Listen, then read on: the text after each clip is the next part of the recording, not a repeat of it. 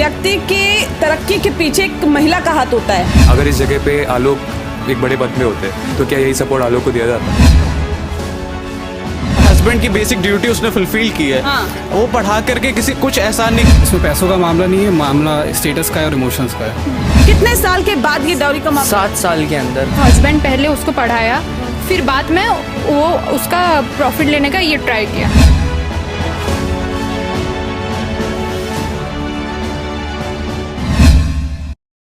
चलिए, weekend special देख रहे हैं आप, और आज दरअसल महाबहस इस विषय पर होगी क्योंकि जो विषय बहुत गंभीरता के साथ पूरे देश में चल रहा है। बात होगी ज्योति मौर्य और आलोक मौर्य की। हमारे साथ कुछ लॉ इंटर्न्स मौजूद है, ये कानूनी पहलुओं को समझाने की कोशिश करेंगे।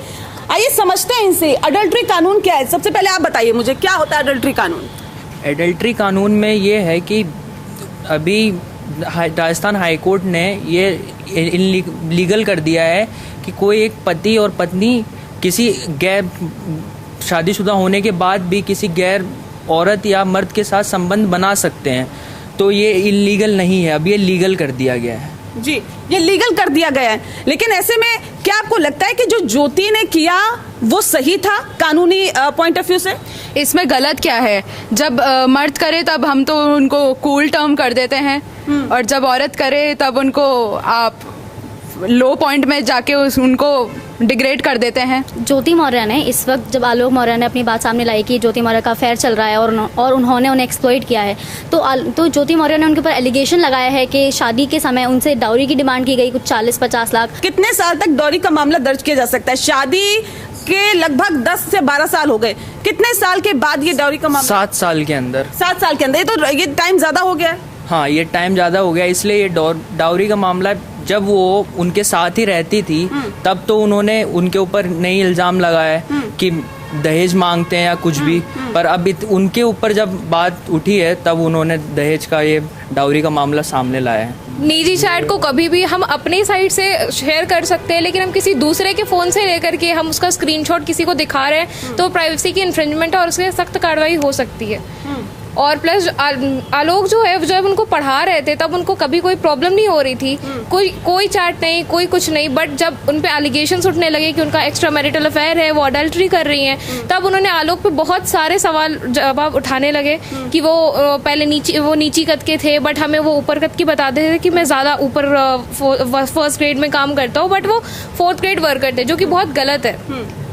तो इसमें मैं तो लेकिन सवाल इस बात को लेकर भी है ना, देखिए, शादी के इतने साल बाद आपको पता चला कि वो कौन से ग्रेड के कर्मी हैं, या ये कहा जा सकता है कि कौन से विभाग में कौन से ग्रेड पर काम करते हैं। क्या शादी के इतने साल बाद पता चला? अगर हम महिला आगे आ गई, आज आके बोल रही है, हाँ। वो SDM थी मैम, तो उसके पास इतना नॉलेज तो होना चाहिए मैम। वो पढ़ी लिखी थी, अगर वो नासमझ होती, इलिटरेट होती तो हम ये एक्सेप्शन दे सकते थे उनको। बट वो तो पढ़ी लिखी थी, SDM के पोजीशन पे है मैम, उनको इतना तो पता होना चाहिए उनके हस्बैंड क्या काम कर रहे हैं। तो मैम इससे ये एक्सपेक्ट नहीं किया जा सकता इनसे। नहीं, लेकिन इतने टाइम से केस चल रहा है और कोर्ट में केस चलने के बाद इन तमाम चीजों को मीडिया के सामने लाना, ये ज्योति के अगेंस्ट जा सकता है या आलोक के? ये ज्योति के अगेंस्ट जा सकता है। ज्योति के।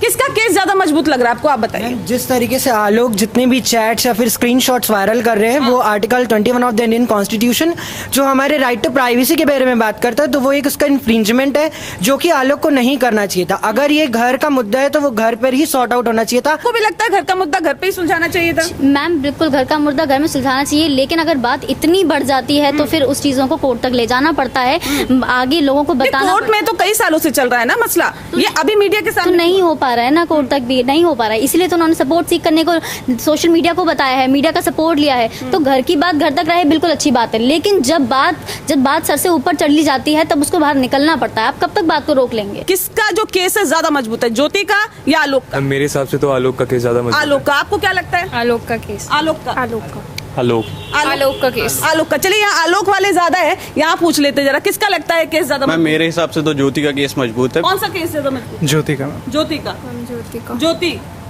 जी का। ज्योति। क्यों आपको लगता है कि ज्योति का केस मजबूत है?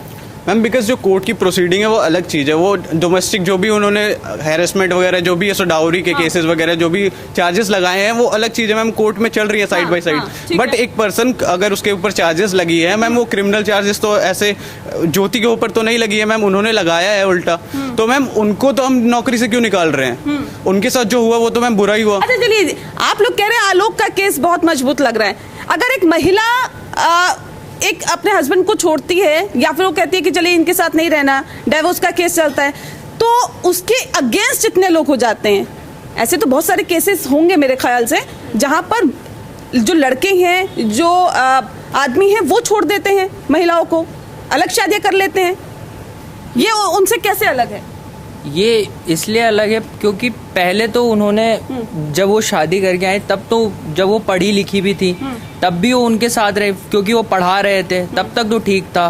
पर जैसे ही वो पढ़ा लिखा के आए तो उन्होंने गैर संबंध बनाए। ऐसे में क्या लगता है आपको कि कौन कौन से तथ्य ऐसे पेश किए जा सकते हैं कोर्ट में ज्योति की तरफ से जिसके बिना पर ये जो केस है वो और मजबूत हो? ज्योति का बताइए। सबसे पहले तो राइट टू प्राइवेसी, जिसके बारे में हमारे जो मित्र थे वो बता रहे थे। राइट टू प्राइवेसी में उन्होंने चैट्स लीक करी हैं, ये राइट टू प्राइवेसी के खिलाफ है। ठीक है, ये सबसे पहले हमारे ज्योति जी के फेवर में होगा। उसके बाद डाउरी का केस इसलिए मजबूत होना चाहिए क्योंकि हो सकता है उस टाइम पे जब ये शादी करके आई हो तब इनको मतलब कभी कभार ऐसा भी होता है कि जहाँ से मैं फंसा लेते हैं ऐसा करके, तो वो भी हो सकता है, वो भी एक केस हो सकता है। ठीक है। और जिस तरीके से उनको ये बोला जा रहा है कि उनकी डिमांड की जा रही है कि उनको उस पोस्ट से हटा जाना चाहिए, जो कि बिल्कुल गलत है। वो अपनी मेहनत से आगे बढ़ी है, जो उनका पर्सनल मुद्दा है वो पर्सनल मुद्दा होना चाहिए, और जिस पद में वो है वो पद से उनको हटाना नहीं चाहिए। अच्छा, ये लगता है कि प्रोफेशनल और पर्सनल दोनों मिक्स करना चाहिए, सरकार को एक्शन लेना चाहिए? पर्सनल और प्रोफेशनल लाइफ कभी भी किसी को मिक्स नहीं करना चाहिए, और जहाँ मिक्स होता है वहाँ पे कॉन्फ्लिक्ट बहुत ज्यादा आते हैं। आपको क्या लगता है?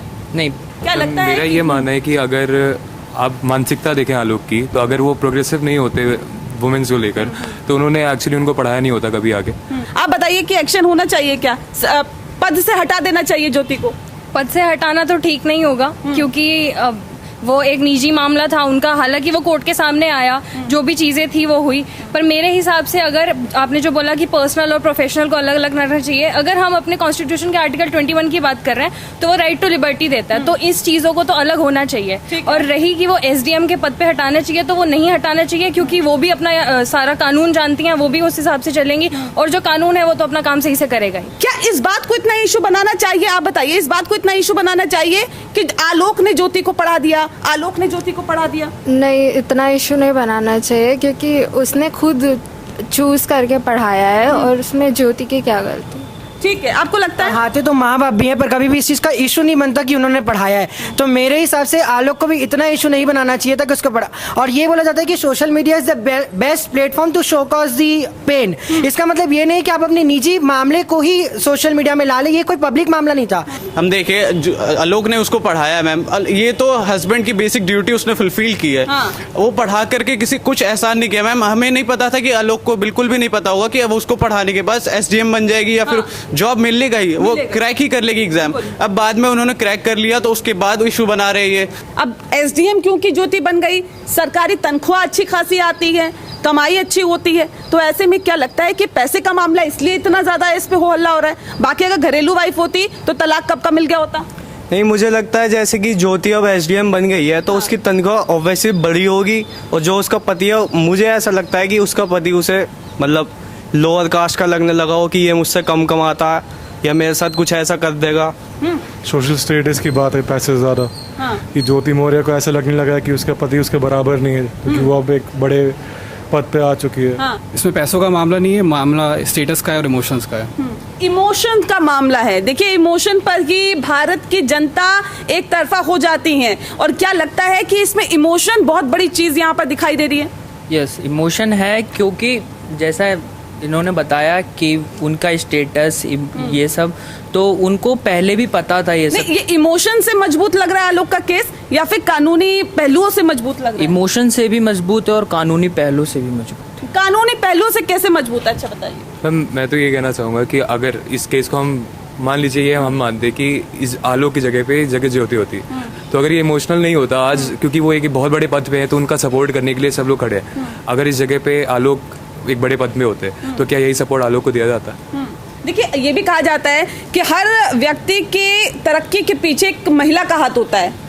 जब महिलाएं तरक्की करवाती हैं तब तो नाम नहीं लिया जाता, लेकिन जब खुद तरक्की पा लेती हैं और अपना अलग रास्ता अख्तियार कर लेती हैं तब नाम लिया जाता है, और नाम भी इस तरीके से। तो क्या लगता है कि एक सॉफ्ट टारगेट रहती है महिलाएं? हाँ, क्योंकि अभी के ज़माने में अगर देखेंगे तो अगर वो हस्बैंड पहले उसको पढ़ाया, फिर बाद में वो उसका प्रॉफिट लेने का ये ट्राई किया। देखिए, आज हमने कानूनी पहलुओं से समझने की कोशिश की है और ये जाना है कि आखिर केस आलोक का मजबूत है या फिर ज्योति का। लेकिन अमूमन जो यहाँ पर लोग हमें दिखाई दिए, जो कानूनी छात्र हैं, ये बता रहे हैं कि आलोक का केस मजबूत है। हालांकि कोर्ट ये फैसला करेगा किसका केस मजबूत है और किसके पक्ष में फैसला सुनाएगा, ये वाकई देखने वाली बात होगी।